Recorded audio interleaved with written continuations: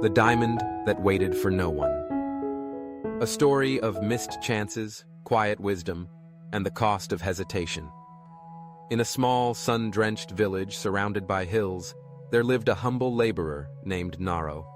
He worked the earth every day, digging soil with calloused hands and loading it onto his donkey. He was poor, but not bitter.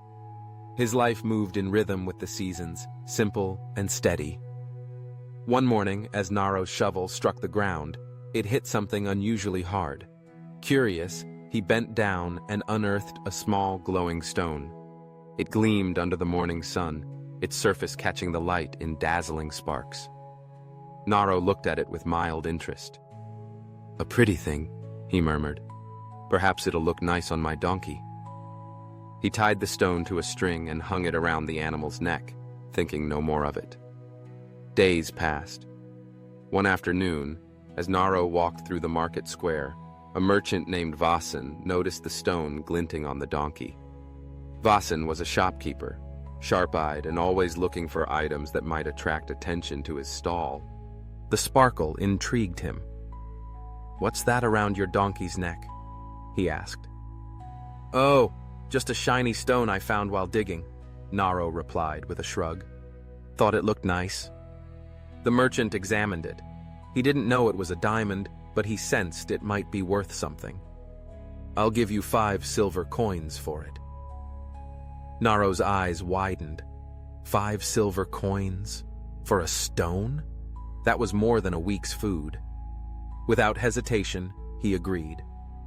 The merchant took the stone and hung it from his weighing scale in the shop, letting it catch the eyes of passers-by like a small ornament. That evening, a jeweler named Adar passed by. As soon as his gaze landed on the stone, his heart skipped a beat. He recognized the unmistakable clarity, the deep fire within its surface. It was no ornament. It was a rare and precious diamond. Trying to stay calm, he turned to the merchant. "That stone on your scale, what is it?" Vasan replied casually, "Just something I bought off a laborer for 5 coins. Pretty, right?" Adar's mind raced. This stone was worth thousands, perhaps enough to start a fortune. But greed clouded his clarity. Instead of seizing the chance, he thought, maybe I can bargain it down even further. "I'll give you 7 coins for it," he offered. The merchant smiled. "No, I'll take no less than 10. Adar frowned. "That's too much for a shiny stone," he scoffed. "I'll come back tomorrow. You'll see sense." And with that, he left, believing the opportunity would wait for him. But life does not wait. That same evening, another jeweler named Danu strolled through the market. He was quiet, observant, and trusted his instinct. The moment he saw the stone, his breath caught. Without haggling, he turned to the merchant and said, 10 coins. I'll take it now." The merchant raised an eyebrow. "Done." By the time morning came, the diamond was gone. Adar returned, confident and smiling. "I'll take the stone now," he said, placing 10 coins on the counter. Vasan looked up, amused. "Ah, you're too late. Someone else bought it last night." "What?" Adar's voice shook. "Do you know what that was? That wasn't a shiny stone. That was a diamond, worth thousands." The merchant paused, letting the silence settle. "I didn't know it was a diamond," he said. "But you did. And you still walked away for a few coins. So tell me, who's the real fool?" Adar's mouth opened, then closed. His face paled. The truth stung sharper than any insult. In the days that followed, Adar became quiet. He still walked the streets, still examined gems, but something in his eyes had changed. He had tasted the bitterness of regret, not from ignorance, but from inaction. He had known. He had seen. Yet he had hesitated. And now, the chance was gone. The story of the diamond spread through the village. Some laughed at the merchant's luck. Others whispered about Adar's loss. But a few, the quieter ones, pondered the lesson hidden beneath it all. There are moments in life that shine, brief, brilliant, unmistakable.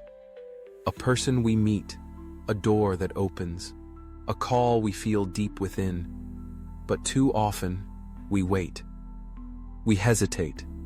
We tell ourselves we'll return tomorrow, we'll decide later, we'll act when things feel safer. And sometimes, we do return, only to find that what once sparkled has disappeared. Opportunities, like diamonds in the dust, do not call out or wait patiently. They appear quietly, and they vanish just as quietly. Wisdom is not just about recognizing their value, but acting on it. Later that year, Adar sat alone one evening as the sun dipped behind the hills. He held a simple stone in his palm, not valuable, but smooth, warm from the day's heat. He turned it slowly, thinking of the diamond he'd let go. Not just the stone itself, but what it represented. A moment to trust, to leap, to live without second-guessing. He understood now that the greatest cost in life is often not what we lose, but what we failed to claim. Reflections from the Mountain of Time. Sometimes the true value is not in the object, but in the clarity of the moment when we're called to act. Life doesn't punish us for not knowing. It humbles us when we know but still choose delay. And perhaps the most painful truths are the ones that whisper, "You knew. You could have, but you didn't." So, walk with eyes open, not just to see, but to recognize. Walk with courage, not just to dream, but to move.